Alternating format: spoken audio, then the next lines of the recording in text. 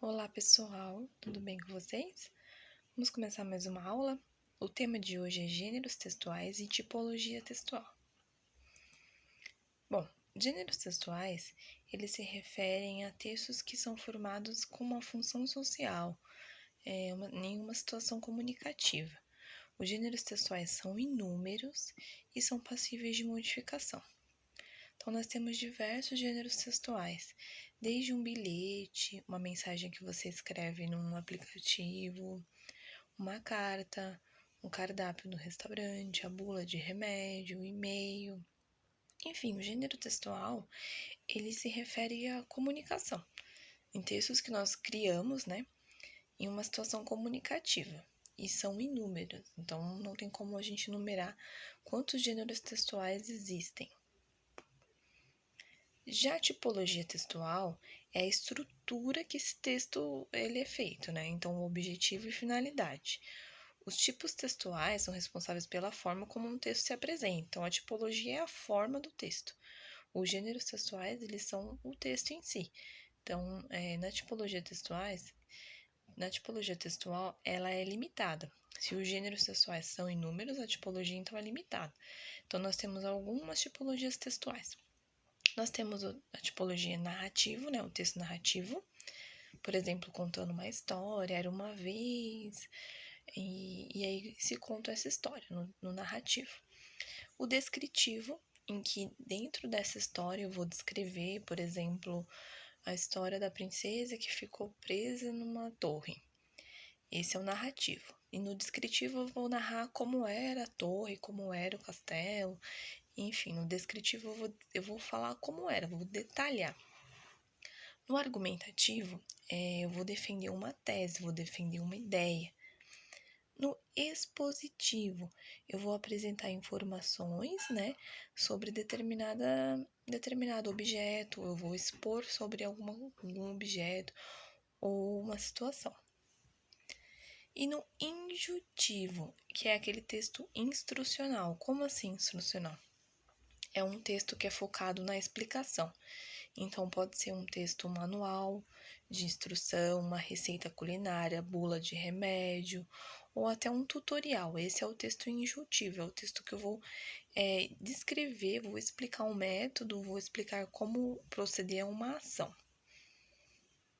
Como nós temos aí a receita culinária, como eu falei para vocês, a receita culinária é um texto injuntivo ou instrucional, em que eu vou dar uma informação e eu vou dar uma instrução para a pessoa como fazer aquela receita.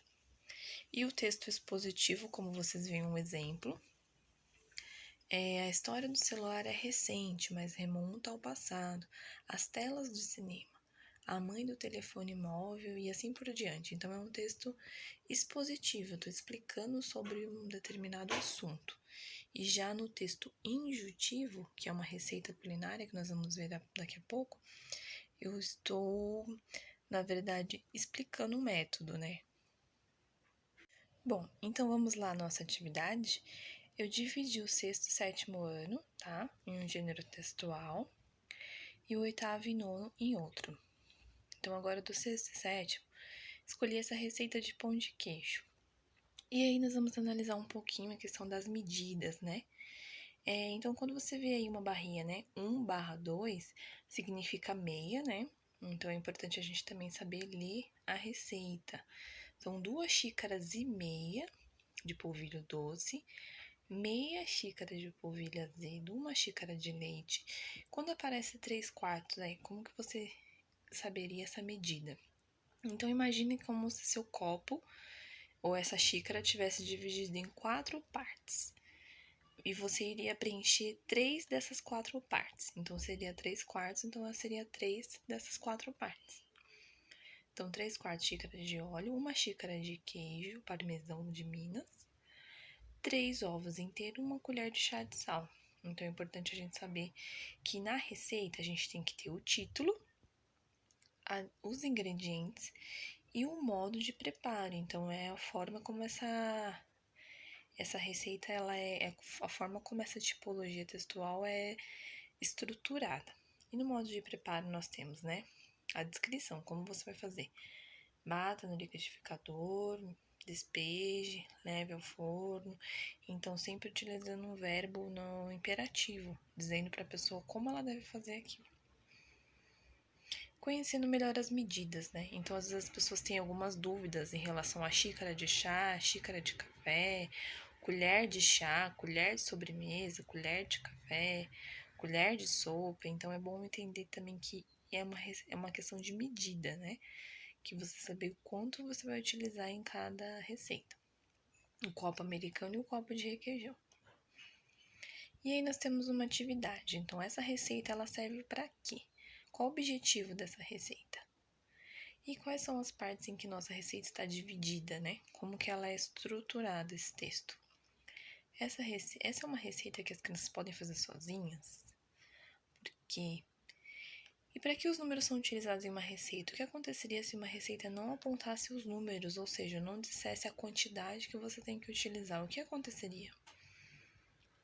E agora, crie a sua receita. Escolha uma receita de sua preferência e relacione abaixo os ingredientes necessários e o modo de fazer. Não se esqueça de ilustrá-la. Então, tem que ter o título, tem que ter os ingredientes e tem que ter o modo de preparo, tá? Essa é a atividade do sexto e sétimo. Oitavo e nono. O gênero textual escolhido foi a bula de remédio, né? Em que a bula de remédio é um texto que serve, sim, para dar as informações e instruir, né, o paciente, informar sobre o medicamento. Tem que ter a data de validade, as contraindicações, a precaução, efeitos colaterais e a dosagem. Então, aí a gente tem um exemplo de uma bula de remédio. O nome do remédio é Vitamin. Esses são os componentes, né, que tem no medicamento, as informações ao paciente, que ele tem validade de 12 meses, o efeito colateral, as indicações, que é no caso de tratamento de anemia, contraindicação não deve ser tomado durante a gravidez, efeitos colaterais, o que pode causar esse remédio, né, no caso vômito, tontura, posologia, né, no caso quanto que vai ser utilizado desse remédio. Adultos, um comprimido 2 vezes ao dia. E o laboratório, então toda a bula tem que ter essas informações que são muito importantes. E a atividade. Retire da bula as informações a seguir: qual é o nome, para que serve, para quem é indicado, como deve ser guardado, contraindicação, validade, nome do laboratório. Esse tipo de texto serve para quê? Quais os males que esse medicamento pode causar? É importante também a gente dizer que você com certeza tem remédios na sua casa, tem bula, então é importante verificar todas essas informações antes de fazer o uso, né? Composição, porque é importante ler a bula do remédio. E também tem assim, né? Por que nós encontramos essa frase? Todo medicamento deve ser mantido longe do alcance de crianças. Por que será que tem essa frase, né? Será que é todo medicamento que a gente pode fazer o uso? Quem pode fazer o uso? É importante também ter o cuidado com certos tipos de medicamentos, né? Bom, a atividade extra que eu estou propondo para que vocês venham fazer e vocês podem me enviar no e-mail e eu vou fazer as correções, tá? É uma proposta de redação. Além dessa aula, então, que nós tivemos agora, essa proposta de redação vocês vão ter uma semana, vocês podem fazer e podem me enviar no e-mail que eu vou fazer as correções, tá? O sexto e o sétimo, estou pedindo um relato pessoal, uma biografia, escrevendo um pouquinho sobre você. Um texto em que você vai falar o seu nome, o que você gosta de fazer, é um texto descritivo, tá? A sua música, comida, cor favorita, um lugar que você gostaria de conhecer, o que você não gosta de fazer, um livro, uma disciplina escolar, um melhor amigo e ao final faço uma ilustração de como está sendo ficar em casa nesses dias, tá? Vocês podem me enviar essa redação e eu vou fazer as correções. O oitavo e nono, estou propondo uma campanha, um texto instrucional, como a gente falou já na aula, né? Então, você vai escrever um texto sobre os cuidados que nós precisamos ter com as fake news. O tema, então, os perigos das fake news na era da informação. Quais os impactos e consequências podem ser gerados quando acreditamos em notícias falsas? E por que as pessoas manipulam as informações? Então, além de ter a sua opinião, você também vai dizer um texto instrucional, ou seja, um texto em que você vai informar as pessoas desses perigos e dar alguma instrução, e dar alguma informação, e dar alguma orientação às pessoas. Bom, agradeço desde já e logo depois nós voltamos com o nosso feedback. Até mais, até a próxima.